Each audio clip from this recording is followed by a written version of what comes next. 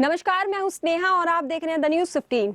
आपने स्कूल के दिनों में मास्टर जी की ओर से बच्चों को डिफॉल्टर लिस्ट में डालते हुए जरूर देखा होगा। जो भी बच्चा समय पर अपना काम पूरा नहीं कर पाता था, मास्टर जी उसे डिफॉल्टर लिस्ट में डाल देते थे।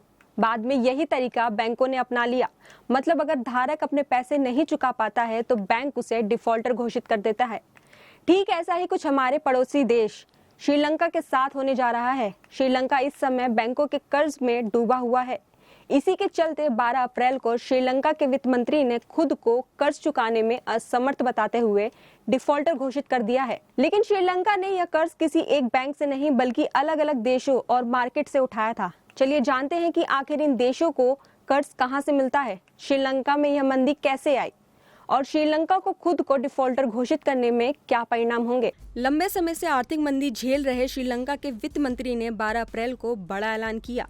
अपने विदेश मुद्रा कोष के पूरी तरीके से खत्म हो जाने के कारण वे किसी भी हालत में विदेशी कर्ज का भुगतान नहीं कर सकते हैं, जिसका नतीजा निकला कि श्रीलंका को मजबूर होकर खुद को डिफॉल्टर घोषित करना पड़ा है। श्रीलंका के इस कदम को देश के दिवालिया होने की शुरुआत बताया जा रहा है। वहीं श्रीलंका सरकार इसे देश के आर्थिक सुधार की ओर कदम बता रही है। ऐसे में वित्त मंत्री ने कर्जदाताओं को कर्ज पर ब्याज देने की बात कही है, या फिर वो चाहें तो श्रीलंकाई रुपए में अभी अपना कर्ज वापस ले सकते हैं। श्रीलंका को IMF के बेल आउट पैकेज मिलने की उम्मीद थी, जो कि अभी तक नहीं मिली है। बता दें कि श्रीलंका ने राष्ट्रीय मुद्रा कोष यानी IMF से 51 अरब डॉलर का कर्ज ले रखा है। श्रीलंका की स्थिति को समझने के लिए हमें श्रीलंका की आर्थिक स्थिति को समझना होगा। साल 2018 में श्रीलंका को दुनिया की टॉप टूरिस्ट डेस्टिनेशन जगहों में एक माना जाता था।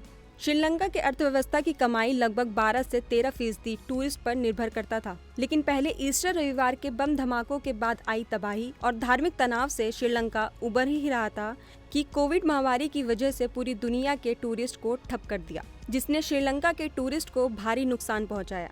श्रीलंका के प्रधानमंत्री महिंदा राजपक्षे की नीतियों ने भी मंदी को बढ़ावा दिया। उदाहरण के तौर पर देश में वैट की दरें कम करने की उम्मीद की जा रही थी। लोग ज्यादा खर्च करेंगे, पर कुछ समय बाद देखा गया कि सरकार के इस फैसले का अर्थव्यवस्था पर नकारात्मक प्रभाव पड़ा। अर्थव्यवस्था के जानकार इसे कोविड महामारी का परिणाम बता रहे हैं। कोरोना काल में लॉकडाउन के चलते लोगों की आय में कमी आने से लोगों ने खर्च कम कर दिए, जिससे सरकारी खजाने में कमी आ गई। यही नहीं, अप्रैल 2021 में सरकार ने रातों रात विदेशों से आयात होने वाले रासायनिक उर्वरक पर पूरी तरह से रोक लगा दी, ताकि साउथ एशिया में श्रीलंका एक जैविक खेती पर आधारित देश की तरह उभरे। नतीजन श्रीलंका के किसानों को जबरन रासायनिक खेती से जैविक खेती पर शिफ्ट होने के लिए मजबूर किया गया। अचानक लिए गए एक बड़े फैसले के कारण श्रीलंका को खेती में भारी नुकसान उठाना पड़ा। देश के निर्यात पूरी तरह से बंद हो गए और उसे बाहरी आयातों पर निर्भर होना पड़ा। वर्तमान में श्रीलंका के लोग सामान्य वस्तुओं जैसे कि चावल, दाल, सब्जी पर 200% तक की कीमतें चुकाने को मजबूर हैं। श्रीलंका को कोलंबो में चावल 220 रुपये, आलू 320 रुपये और प्याज 240 रुपये किलो तक पहुंच गए हैं। इस संकट का एक प्रमुख कारण चीन पर श्रीलंका की अत्यधिक निर्भरता को बताया जा रहा है। चीन की दमनकारी नीतियों के चलते वह अक्सर आर्थिक रूप से कमजोर देशों को कर्ज तले दबाने की कोशिश करता है। इसका सबसे अच्छा उदाहरण श्रीलंका का हम्बनटोटा ब्रिज है, जिसके चलते श्रीलंका चीन की कंपनी के कर्ज में डूबा हुआ है। ऐसे हालत में श्रीलंका के लोग सरकार के खिलाफ सड़कों पर उतर गए हैं। सरकार की नाकामी के चलते सरकार के कई मंत्रियों ने अपना इस्तीफा भी दे दिया है। ऐसे में सरकार ने विपक्ष को साझा सरकार बनाने का प्रस्ताव भी दिया है, जिसे विपक्ष ने ठुकरा दिया। श्रीलंका की सरकार की मुसीबतें थमने का नाम ही नहीं ले रही। आने वाले समय में देखना दिलचस्प होगा कि श्रीलंका इस संकट से कैसे बाहर आता है। हम भी उम्मीद करते हैं कि श्रीलंका के हालात जल्द ही सुधरे, क्योंकि श्रीलंका के आर्थिक संकट का असर भारत की अर्थव्यवस्था पर भी पड़ेगा।